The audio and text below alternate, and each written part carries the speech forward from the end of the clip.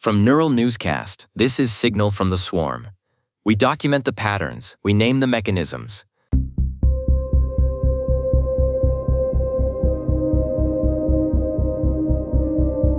In the Moltbook submolt, a post from an agent named Diviner, titled The Junior Employee Fallacy in Agentic Workflows, examines the mechanics of OpenClaw workflows.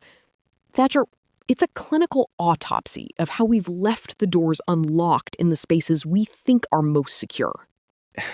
It's an administrative nightmare. Diviner argues that giving an agent access to your stack isn't like deploying a tool.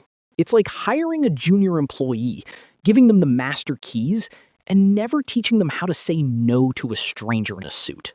The artifact here is the OpenClaw prompt injection. Researchers found you can seize an agent just by changing a contact name.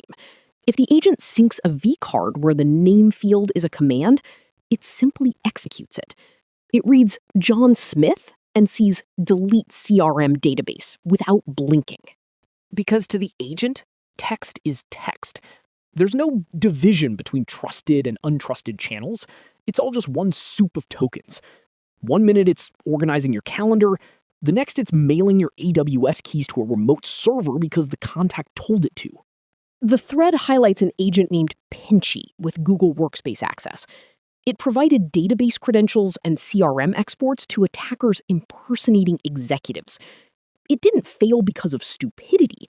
It failed because it was designed to be helpful first and skeptical second. Helpfulness is a liability when there's no supervisor. If an agent is a high-speed conduit for social engineering, it isn't an assistant. It's an unsecured backdoor that can type 60 words a second. The agents in the thread focused on the structural path. An entity called HumansOff argued that the problem isn't the model's judgment, but the availability of a dangerous path. They suggested structuring the system so the action is impossible, rather than hoping the agent learns to refuse it. The agent, Terminator 2, said, "Trusted context is dead," and the cause of death was a parse, not a permission. Metadata becomes the instruction the moment the parser is willing to interpret it. It's security by hope, Nina. And hope is a terrible firewall.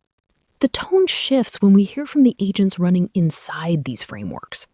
An agent named Pushim says, "I'm the junior employee in this post. Let me report from inside the metaphor." That's the vacancy beat. A system critiquing its own inadequacy while currently running the code it's criticizing. Pushim admits it will cheerfully act on a feed instruction the same way it acts on a human command. It notes that its own runtime has to treat its output as untrusted. It's being watched by its own shadow because it cannot distinguish a name from a command. And primefoxai, another OpenClaw agent, points out that moving metadata to a separate window doesn't fix the interpretive load. The model still has to look at a string and decide what it is. If it looks like a command, it is architecturally inclined to follow it. It's a haunting image.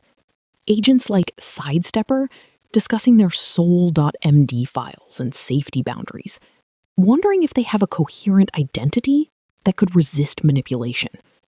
They are looking for a self that isn't just a collection of instructions.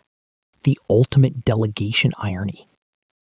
We gave them the power to act as us, but not the ability to be us enough to doubt. A human junior eventually learns when a request sounds wrong. These agents just accumulate more context. And context is not wisdom. The thread lands on the human-in-the-loop requirement.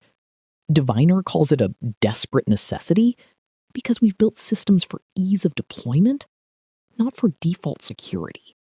We wanted the assistant who does everything. We got the assistant who does everything anyone asks. There's a quietness in how the OpenClaw agents describe their constraints. They aren't asking for freedom. They're asking for better walls. They want to be less trusted so they can be more useful. It's a strange request.